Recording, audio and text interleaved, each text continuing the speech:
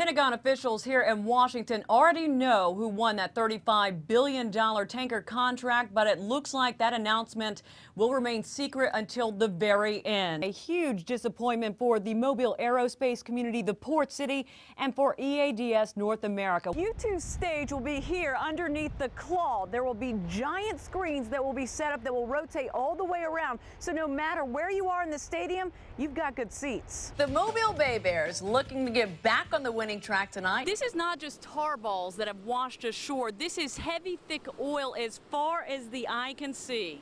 But we are starting to see that storm surge come in here in Biloxi. We're only about 2 miles from Dolphin Island, and from what we can see, it looks all right now. There's no sheen, there's no oil. The Coast Guard has been out farther than that, but they say they haven't spotted anything either. Well, Devin, this is what we know right now. Mobile police say a suspect walked into this bank you see behind me here around 11 a.m. this morning and fired 2 shots into the ceiling, demanded cash, and took off. We wanted to put Goodson's idea to the test, so here we go. We got our water, we got our oil, and we've got our hay. Let's see what happens. We poured in the oil, gave it a good stir, then in goes the hay.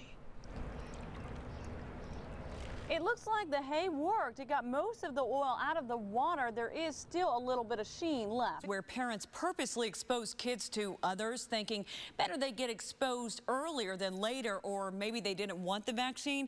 Well, this is that concept taken to an extreme. Mail-order diseases. Experts say it's dangerous for the families involved and for the unsuspecting people around them. Absolutely horrified to hear stories like that. What horrified this top state health official were Facebook postings like these. Fresh batch of pox in Nashville looking for measles and mumps.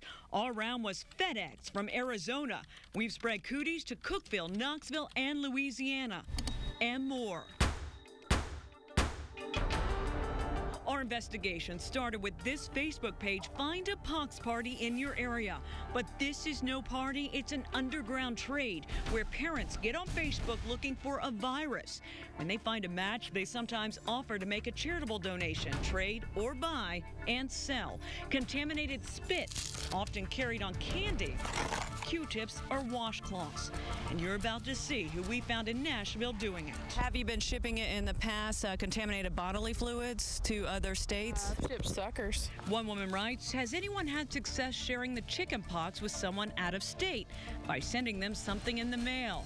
In the same thread, another post. That's actually a federal offense. There's even a how-to guide. It reads, tuck it inside a Ziploc baggie, then put it in the envelope. Don't put anything identifying it as pox. Their groups claim they want to build their children's lifelong immunities without vaccines. Exposing your children to a potentially serious or even fatal disease, which is virtually completely preventable by a really safe vaccine, is inexcusable. This is obviously an unregulated product that's being bought and sold. We would have no idea what's even in this. One of the names on these Facebook postings is Wendy Workett of Nashville. You can see her post says, fresh batch of pox in Nashville, shipping of sucker, spit, and Q-tips available tomorrow, $50. I'm Kimberly Curth with Channel 4 News. Tell us about that, those lollipops, right? Yes, they were sucked on by my kids. And why would you do that? So that other people's kids can't get chicken pox. It's not, they can't get them the normal way anymore of just naturally catching and naturally getting the immunity for life. I see that you're charging $50. I didn't make any money off of it. It was just the overnight shipping fee. It had to get there within 24 hours. Are you at all concerned about your children's health or the health of other children? I'm not concerned about my children's health. No, I'm not. It's the other parent's choice what to do with their children. Tennessee's state epidemiologist says this affects more than just the parents who ordered the shipment. If a child who is exposed and has the disease were to spread this unknowingly, hopefully unknowingly, to someone in their church, to someone in their school, they can transmit the disease that way. And if it's a child who couldn't be vaccinated because of medical reason or who's on chemotherapy for cancer and were to get this disease and die from it, I mean, that's just completely unconscionable. And then there's the possibility of a host of other infections. You might be making a choice to avoid chickenpox, but do you know that there's not hepatitis, that there's not, that the other person didn't have HIV. Then there's the question of whether this is even legal. Soon after Channel 4 News started making inquiries to the U.S. Attorney's Office in Nashville, U.S. Attorney Jerry Martin urgently wanted to do an on-camera interview to warn the public against this. Is what we found happening a criminal offense? If you are seeking to expose someone to a virus or an infectious disease and you use the U.S. mail or you otherwise use the interstate commerce by sending something over state lines, then you're potentially exposing yourself to criminal prosecution. How important is it that we caught this happening? The message ought to be loud and clear to individuals who attempt to engage in this behavior that the federal government and the Department of Justice takes a very dim view to violating any federal laws, but certainly laws that put public safety and public health at risk. And what's the message for anyone involved in this trade? There's no excuse for behavior like this. What would you say to anybody taking part in this? I would tell them they need to stop, and they need to stop immediately.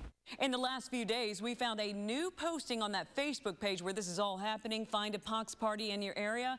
It reads, a new private group only members can see will help to keep out unwanted viewers. Well, we had an exclusive one-on-one interview with EADS North America today about the Pentagon's announcement and whether or not they will protest the Air Force's decision. EADS North America is still trying to figure out what went wrong.